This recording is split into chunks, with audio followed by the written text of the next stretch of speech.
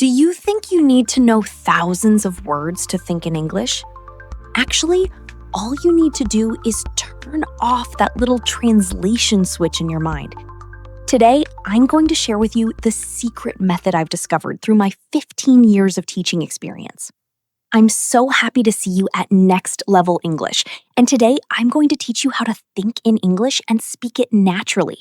I'm Emily. And I'm Alex. Thinking in English might seem difficult at first, but I'll show you how to do it easily in just 3 steps. Same, because today we're talking about something that nobody really explains properly, and it's the reason so many people feel stuck when they try to speak English. Exactly. So let me ask you something. Do you think you need thousands of words to start thinking in English? Most people think yes. They believe if they memorize enough vocabulary, one day they'll just wake up and speak fluently, like magic. But here's the truth. It is not about how many words you know. It's about turning off that little translation button in your brain. You know the one. The one that hears a sentence and immediately, automatically translates it into your native language before your brain even processes it. That button. That's the real problem. And in my 15 years of teaching English, I've worked with hundreds of students, beginners, advanced speakers, everyone in between. And the single biggest thing that holds people back is not grammar, it's not vocabulary. It's the habit of translating. So, today we're gonna fix that. We're gonna train your mouth, your actual physical mouth. Because here's something most teachers won't tell you. English is not just knowledge. It is a physical skill. Stay with us. This is going to be a good one. Now, Alex, since you're an expert on this topic, I have a lot of questions for you. Why should people train their speech muscles instead of learning grammar to speak English? Could you explain this to us in a clear and concise way? Great question. So think about this. When babies learn to speak, they don't study. They listen, they imitate, they repeat over and over again. Their little mouths are learning the physical movements, the shape of the lips, the position of the tongue, the rhythm of the words. Most people always know how important this is, but some people who are just starting to learn English don't realize it. Because school teaches us to read and write English, not to move our mouths in English. Right. And here's a fact that surprises a lot of my students. English uses sounds that simply don't exist in many other languages. Like the TH sound in think or the. That sound doesn't exist in most languages. Or the difference between the short I in sit and the long E in seat. These are tiny, but they matter so much. And the way words link together in natural speech, like I want to eat, becomes I want to eat in real conversation. These are not grammar rules. These are physical habits. And just like going to the gym, you have to train them regularly. And the good news is you don't need hours every day. No, you need consistency. Even 10 minutes of focused mouth training every single day will change your speaking faster than 2 hours of passive studying once a week. Okay, I love that. And actually, should we do the first drill right now? Yes! Let's go. Okay, everyone, stop whatever you're doing Sit up straight. and repeat the sentence after us. Out loud, please. Not in your head. Out loud. 3 times. Here it is. I want to speak English naturally and confidently. Say it now. I want to speak English naturally and confidently. I want to speak English naturally and confidently. I want to speak English naturally and confidently. Now, notice something. When you say it fast and naturally, want to sounds like wanna. And becomes very light, almost disappears. That's real English. That's how native speakers actually talk. Beautiful. Okay, let's keep going. Emily, I'm going to tell you something now that you shouldn't hear or read anywhere else. Oh, is this the graded reader method? Yes, exactly. So here's how it works. Instead of reading a super complex novel that frustrates you or a simple children's book that bores you, You read a story written at your level, or just slightly above it. The language is natural, the vocabulary is manageable. but here's the key, and this is what most people miss. You don't just read it silently, you read it out loud. One of the best ways to practice speaking is to read aloud or talk to yourself out loud. And when you do it regularly, those words stop living only in your head. They start living in your muscles. I love that. Living in your muscles. That's such a good way to put it. So right now, we're going to read you a short story together. It's written at an intermediate level. If you're a beginner, don't worry. We'll go slowly. If you're more advanced, pay attention to the rhythm and the intonation. And after each section, we'll pause and ask you to repeat a key sentence. Ready? Here we go. Chapter 1. A Simple Morning. Daniel wakes up early every morning so he can have his morning coffee. He used to wake up early every day. His morning routine never changes. He orders the same thing every day. Black coffee without sugar. He liked the routine. It made him feel calm. But one morning, something was different. When he walked in, there was a new person behind the counter. A young woman with curly red hair and a bright smile. "Good morning," she said. "What can I get for you?" Daniel opened his mouth, but instead of his usual order, he said something completely different. "Surprise me," he said. The woman raised her eyebrows. Then she smiled even wider. "Okay," she said. "Challenge accepted." Okay, let's stop here. Mouth drill number 2. I want you to repeat this line. It's a beautiful, natural English expression.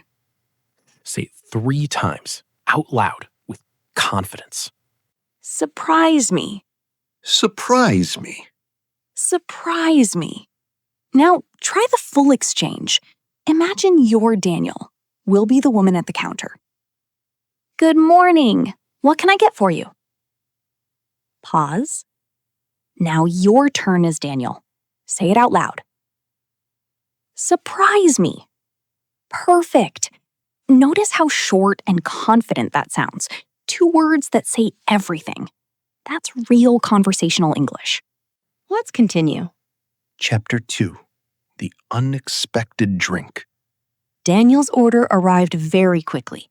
The cashier knew exactly what he was going to order because she recognized him, so she prepared it very quickly. The waiter also placed a cookie next to the coffee as a snack. "What is this?" Daniel asked, looking at it curiously. It's my own recipe, she said. Iced tea with a little orange juice and fresh ginger. I call it the morning kick. Daniel took a sip. His eyes went wide. "This is incredible," he said. "I've never had anything like this." She laughed softly. Most people haven't. But once they try it, they always come back. Daniel looked at her. "Well," he said, "I think you just changed my morning routine forever." Okay, mouth drill number 3. Another great expression from this section. Repeat after us 3 times. I've never had anything like this. I've never had anything like this. I've never had anything like this. The sentence is perfect for real life. You can use it at a restaurant, at a friend's house, anywhere you try something new. Practice it until it comes out automatically. That is the goal. Okay, Alex, let's go a little deeper now, because mouth training is only one part of the puzzle. Right. The other part is mental. What's happening inside the brain? So here's what happens when you translate. You hear or think of something in your native language. Your brain converts it to English. Then you speak. That process takes time. It creates hesitation. It makes you feel slow and unsure, even if your English is actually good. The solution is to stop using your native language as the home base in your mind. And I know that sounds hard, but I want to give you 3 simple techniques that make it very achievable. Technique number 1. Think in English from the moment you wake up. If you want your brain to think in English, wake up every morning and think about what you'll do that day. In other words, plan your day in English. Something like, "Good morning. I'm tired. I need coffee." That's it.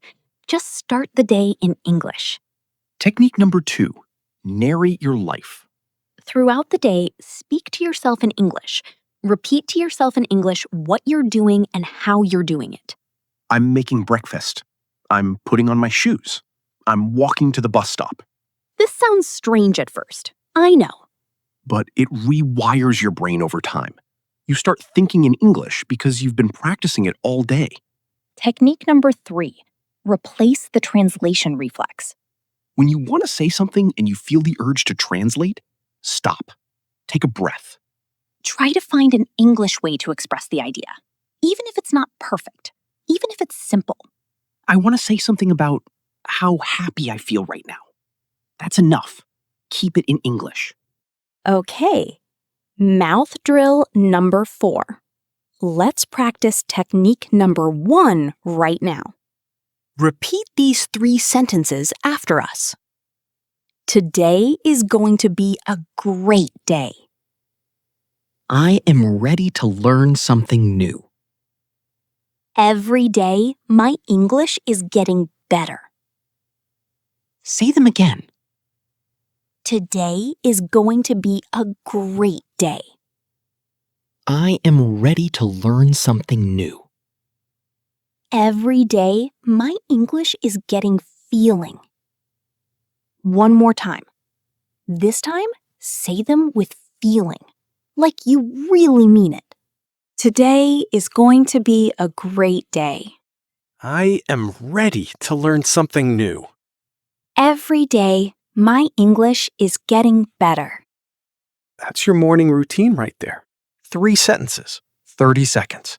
Do it every single day. Now we've come to the most important part. I'm going to teach you how to speak English naturally in 3 steps. And this is something that even advanced students often don't know about. It's called linking.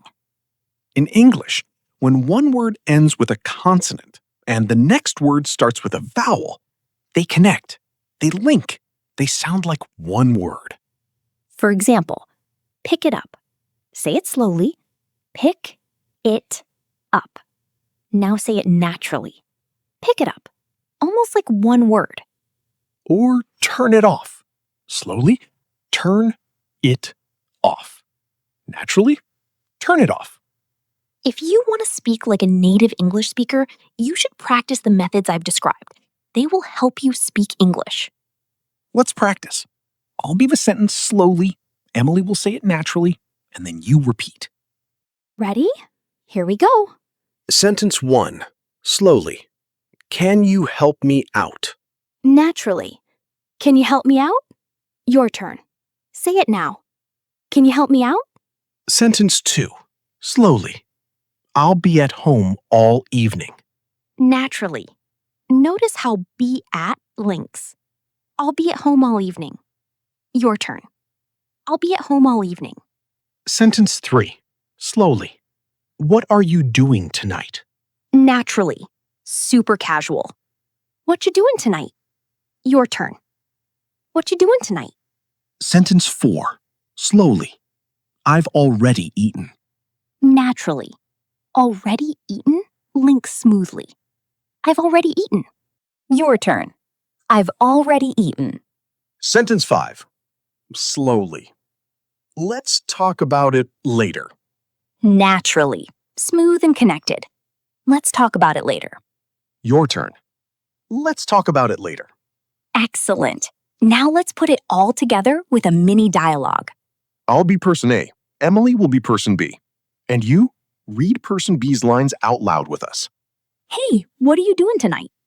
I've already made plans. I'm meeting a friend for dinner. Oh, nice. Where are you going? We haven't decided yet. maybe somewhere downtown. Let's talk about it later. Read it one more time. This time, try to link the words. Try to sound smooth. Try to sound like you. Let's get back to Daniel. I was absolutely right. I'd forgotten. Let's get started. Chapter 3. The Return. The next morning, Daniel walked past the coffee shop without stopping. He was running late for his meeting because he overslept that morning. But at 12 o'clock, he had to go back. He remembered that he had to go back and get some coffee because he couldn't start the day without it. But he knew the real reason. When he walked in, the woman with the red hair looked up and smiled. You came back, she said. I told you I would, he replied. She started making the morning kick before he even ordered. You remembered, he said, surprised. Of course, she replied. You were the first person who ever said surprise me. I don't forget people like that. Daniel smiled. He thought about how one small, spontaneous decision, 2 little words, had changed the course of a simple morning. Surprise me. That's all it had taken. He picked up his drink, took a sip, and thought maybe the best things in life begin when we stop doing what's predictable. Okay, final drill, mouth drill number 5, our last one today. Repeat this line after us 3 times, slowly and clearly. Maybe the best things in life begin when we stop doing what's predictable. Maybe the best things in life begin when we stop doing what's predictable. Maybe the best things in life begin when we stop doing what's predictable. Write that down. Put it somewhere you can see it every day. Because it applies to language learning too. Stop waiting, stop translating, start speaking. Okay, my friend, we've covered a lot today. We talked about why English is a physical skill, not just knowledge. We trained our mouths with real sentences and natural linking. We practiced the graded reader method with a real story. And we learned 3 techniques to start thinking in English instead of translating. But here's what I want you to take away more than anything else. Fluency is not a destination. It's a daily practice.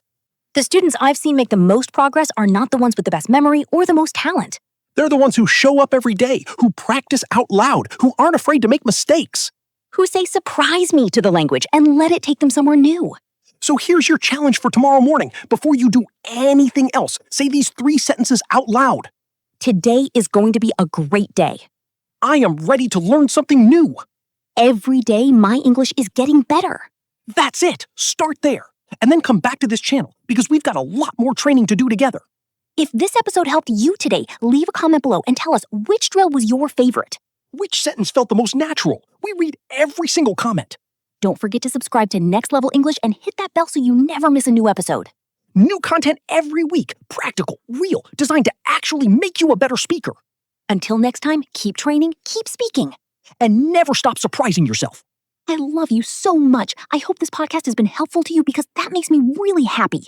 Yes, Emily, you're absolutely right. It makes me even happier to be able to help my listeners. We're so happy. Take care of yourself. I love you so much.